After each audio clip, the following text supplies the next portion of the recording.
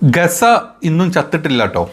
നമ്മളെല്ലാവരും Israel Iran യുദ്ധത്തിൻ്റെ പിന്നാലെ പോയ സമയത്ത്, ഇറാൻ ഇസ്രായേലിനെ കൊന്നുകൊണ്ടിരിക്കുന്ന സമയത്ത്, ഇറാൻ അമേരിക്കനെ കൊന്നുകൊണ്ടിരിക്കുന്ന സമയത്ത് നമ്മളെല്ലാവരും മറന്നുപോയിട്ടുണ്ടാവും ഗസ.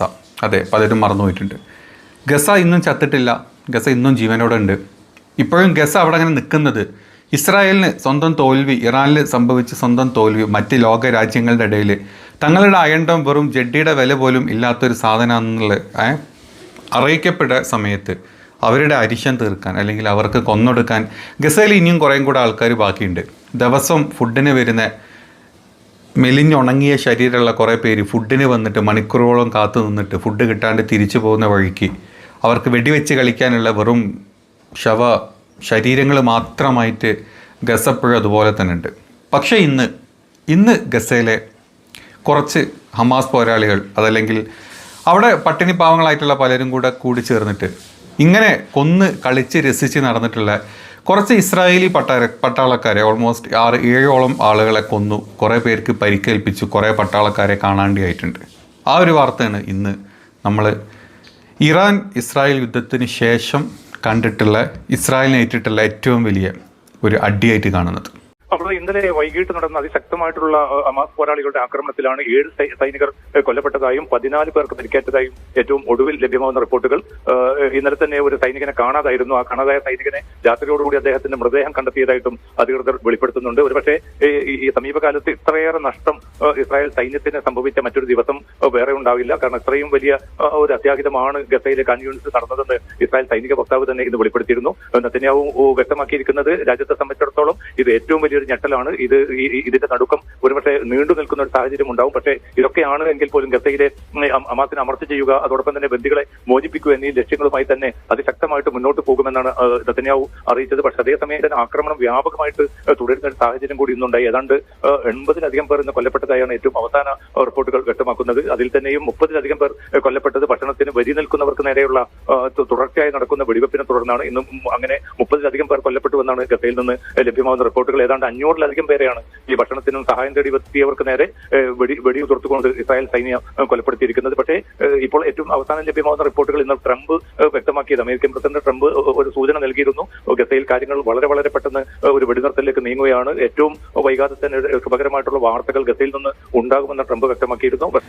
ഇറാൻ യുദ്ധത്തിന് ശേഷം, അതായത് ഇസ്രായേലിനെ ഏറ്റിട്ടുള്ള ഏറ്റവും വലിയ ഒരു അടി, അതായത് ഇറാൻ യുദ്ധത്തിൻ്റെ അടി എല്ലാം കിട്ടി അവസാനം സീസ് ഫയർ കഴിഞ്ഞ് നെക്സ്റ്റ് ഡേയിൽ തന്നെ ഗസയിൽ നിന്നിട്ട് ഹമാസ് പോരാളികൾ 6-7 ഇസ്രായേലി സോൾജേഴ്സിനെയാണ് കൊന്നു കളഞ്ഞിട്ടുള്ളത്. കൂട്ടത്തിൽ ഒരുപാട് പേർക്ക് പരിക്കുണ്ട്, പിന്നെ കുറേ പേരെ കാണാണ്ടിയായിട്ടുണ്ട്. നെതന്യാഹുവിനെ സംബന്ധിച്ചിടത്തോളം 6-7 പേര് മരിക്കുക എന്നുള്ളത് ഒരു വലിയ കാര്യം തന്നെയാണ്. അതായത് നിരായുധരായിട്ടുള്ള, പട്ടിണി കിടന്ന് ചാവാറായിട്ടുള്ള, അതല്ലെങ്കിൽ സ്വന്തം രാജ്യത്തിന് വേണ്ടിയിട്ട് രാജ്യത്തിലോട്ടുള്ള ഒരു കാര്യങ്ങളും കിട്ടാണ്ട് വലഞ്ഞ് കഷ്ടപ്പെട്ട് ജീവിക്കാന്നല്ല, കഷ്ടപ്പെട്ട് മരിച്ചുകൊണ്ടിരിക്കുന്ന ഒരു കൂട്ടം ആളുകളാണ് ഇപ്പോൾ നെതന്യാഹുവിൻ്റെ സ്വന്തം പട്ടാളക്കാരായിട്ടുള്ള 7 പേരെ കൊന്നു കളഞ്ഞിട്ടുള്ളത്. ഇതിനോടകം തന്നെ ഇസ്രായേലിലുള്ള ഒരുപാട് ആളുകൾ നെതന്യാഹു സർക്കാരിനെതിരെ അല്ലെങ്കിൽ യുദ്ധത്തിനെതിരെ വളരെ രൂക്ഷമായിട്ട് തിരിച്ച് സംസാരിച്ചിട്ടുണ്ട്. കഴിഞ്ഞ കുറച്ച് ദിവസങ്ങളായിട്ട് തന്നെ നമ്മൾ കുറേ ഇൻ്റർനാഷണൽ ചാനലുകളിലും ഇൻ്റർനാഷണൽ ഡോക്യുമെൻ്ററീസ് ആയിട്ടും മറ്റു പല കാര്യങ്ങളും നമ്മൾ കാണുന്നുണ്ട്. നെതന്യാഹു സർക്കാരിനോട് യുദ്ധം നിർത്തണം. ഇസ്രായേൽ ആളുകളെന്ന് പറഞ്ഞു കഴിഞ്ഞാൽ കുറേ കാലങ്ങളായിട്ട്, കുറേ വർഷങ്ങളായിട്ട് ഇപ്പോൾ അവർ പകുതി ജീവിതം, അതായത് 6 മാസം ബങ്കറിലും 6 മാസം വെളിയിൽ നടക്കേണ്ട അവസ്ഥയാണ്. ഓരോ പ്രാവശ്യം ബോംബ് വരുന്ന സമയത്തും ബങ്കറിലോട്ട് ഓടി ഒളിക്കേണ്ട സമയം. അതായത് ഇറാൻ്റെ ഇത് വന്നതിന് ശേഷം എല്ലാ ദിവസവും ഒരു പകുതി 12 മണിക്കൂർ മുതൽ 15 മണിക്കൂർ വരെ ബങ്കറിലാണ് ഈ പറഞ്ഞ ഇസ്രായേലികൾ താമസിച്ചിട്ടുള്ളത്. 4 ദിവസം കൊണ്ട് ഗസ സിറ്റീനെ ഇല്ലാണ്ടാക്കി, ഹമാസിനെ ഇല്ലാണ്ടാക്കി, പിടിച്ചു കൊണ്ടുപോയിട്ടുള്ള ബന്ദികളെ തിരിച്ചു കൊണ്ടുവരാം എന്നും പറഞ്ഞ് തുടങ്ങിയിട്ടുള്ള യുദ്ധം കഴിഞ്ഞ 2 വർഷത്തോളമായിട്ട് തുടർന്നുകൊണ്ടിരിക്കുകയാണ്. ഈ സമയം കൊണ്ട് തന്നെ ഔദ്യോഗികമായ കണക്ക് ഇസ്രായേൽ പുറത്തുവിട്ടിട്ടില്ലെങ്കിലും 400-ലധികം ഇസ്രായേലി സോൾജേഴ്സ് ഹമാസിൻ്റെ അല്ലെങ്കിൽ അവിടുത്തെ മറ്റ് പല തകരാറുകളും മരിച്ചിട്ടുണ്ട് എന്നുള്ളതാണ് പൊതുവെ പുറത്ത് പറയപ്പെടുന്ന ഒരു റിപ്പോർട്ട്.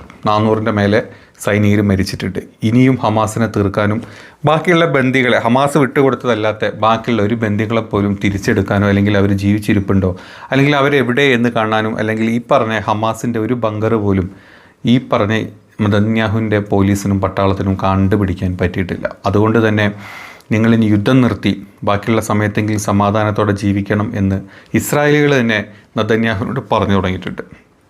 ഒരൊറ്റവട്ടം ഇറാനെ പോലത്തെ ശക്തിയുള്ള രാജ്യം ആക്രമിച്ചപ്പോഴേക്കും നമ്മൾ കണ്ടു നെതന്യാഹുവിൻ്റെ പവർ എത്രത്തോളം ഉണ്ട്. അതല്ലെങ്കിൽ ഇസ്രായേൽ ഏറ്റവും കൂടുതൽ ലോകത്ത് പ്രൊട്ടക്ഷനുള്ള രാജ്യമായിട്ടുള്ള എല്ലാ രീതിയിലും പ്രൊട്ടക്ഷനുള്ള രാജ്യമായിട്ടുള്ള ഇസ്രായേലിൻ്റെ അവസ്ഥ എത്രത്തോളമാണെന്നുള്ളത് കഴിഞ്ഞ 12 ദിവസത്തിനകം ഈ ലോകം തന്നെ കണ്ടിട്ടുണ്ട്.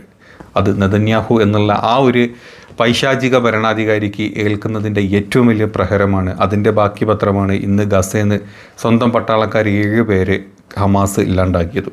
ഇതിനോടകം തന്നെ ട്രംപ് ഇന്നലെ ഒരു പ്രസ്താവന പറഞ്ഞിട്ടുണ്ട്. ഇപ്പം ഇറാൻ യുദ്ധം എങ്ങനെയാണോ അവർ ക്ലിയർ ചെയ്ത് സീസ് ഫയറിലോട്ട് എത്തിച്ചത്, എത്രയും പെട്ടെന്ന് അതുപോലെ തന്നെ ഹമാസ് ഇസ്രായേൽ യുദ്ധം അല്ലെങ്കിൽ ആ ഒരു വംശഹത്യയും എത്രയും പെട്ടെന്ന് തന്നെ ഇടപെട്ട് തീരുമാനമാക്കുമെന്ന് പറഞ്ഞിട്ടുണ്ട്. പക്ഷേ അതിൻ്റെ ഏത് വഴി, അതെങ്ങനെ, ഏത് ചാനൽ ത്രൂ ഒന്നും വേറെ ഡിസ്കഷൻസും കാര്യങ്ങളൊന്നും വന്നിട്ടില്ല. പക്ഷേ ദിവസം അവിടേക്ക് ഫുഡ് തേടി വരുന്നില്ല, ഭക്ഷണം കിട്ടാൻ വേണ്ടിയിട്ട് 10-20 ലക്ഷം ആൾക്കാരുള്ള സ്ഥലത്തോട്ടെ 10,000-കൾക്കുള്ള മാത്രം ഭക്ഷണം അങ്ങോട്ട് കടത്തിവിട്ട് അതിനു വേണ്ടി തമ്മിലടിച്ച് പട്ടിണി കടന്ന് ചാവുന്ന ഒരു കൂട്ടം ആൾക്കാരുടെ ഇടയിലോട്ട് എത്രയും പെട്ടെന്ന് ആ ഒരു യുദ്ധം അല്ലെങ്കിൽ ആ ഒരു ജനോസൈഡ് അങ്ങ് ഒഴിവായി മാറി അവർക്ക് അവരുടേതായിട്ടുള്ള ലാൻഡ് തിരിച്ച് കിട്ടി സമാധാനത്തോടെ ജീവിക്കാൻ പറ്റട്ടെ എന്ന് നമുക്കൊക്കെ പറയാൻ പറ്റുള്ളൂ. എന്താണെങ്കിലും ഗസ ചത്തിട്ടില്ല. അതിനി എത്ര സമയം കൊണ്ടാണ് നെതന്യാഹു ആ ഒരു തീരുമാനത്തിലേക്ക് എത്തിക്കുക? ഗസ എന്ന് പറഞ്ഞിട്ടുള്ള ആ ഒരു കംപ്ലീറ്റ് നഗരം ഇല്ലാണ്ടാക്കി അവിടെ ബാക്കി വരുന്ന 20 ലക്ഷം ആളുകളെയും കൂടെ കൊന്നൊടുക്കുക എന്നുള്ളതായിരിക്കും അയാളുടെ മനസ്സിലൂടെ പോയിക്കൊണ്ടിരിക്കുന്ന കാര്യം. കാരണം ഇറാനോട് ഏറ്റിട്ടുള്ള ആ ഒരു തോൽവിയുടെ ദേഷ്യം തീർക്കാൻ ഇതിനേക്കാൾ വേറെ ഒരു വഴിയും അയാളുടെ മുമ്പിലില്ല. ചെകുത്താൻ്റെ സ്വഭാവമാണ്, മനസ്സാണ്, പൈശാചികമായിട്ട് മാത്രമേ ചിന്തിക്കുകയുള്ളൂ. ഇനി ഇതിനൊക്കെ ഇമോഷൻസ് വാരിയെറിയുന്ന നമ്മുടെ മറ്റ് അറബിക് രാജ്യങ്ങളും മറ്റ് ഇന്ത്യനെ പോലത്തെ മറ്റുള്ള രാജ്യങ്ങളും എവിടെയും തൊടാണ്ട് മട്ടല് ചവിട്ടിയ പോലെ 2 ഭാഗത്ത് ചവിട്ടി അങ്ങോട്ടും ഇങ്ങോട്ടും ഇങ്ങനെ ഡാൻസ് ചെയ്യാന്നല്ലാണ്ട് ആ ജനങ്ങൾക്ക് വേണ്ടിയിട്ട് സംസാരിക്കാൻ ആരും മുന്നോട്ട് വരുന്നില്ല. ഇനി എന്തെങ്കിലും ഗിമിക്ക് കാണിച്ച് ഒരു നോബൽ സമ്മാനം അടിച്ചെടുക്കാനായിട്ടെങ്കിലും ട്രംപിനത് പറ്റിക്കഴിഞ്ഞാൽ അത് വലിയൊരു കാര്യം തന്നെ ആയിരിക്കും.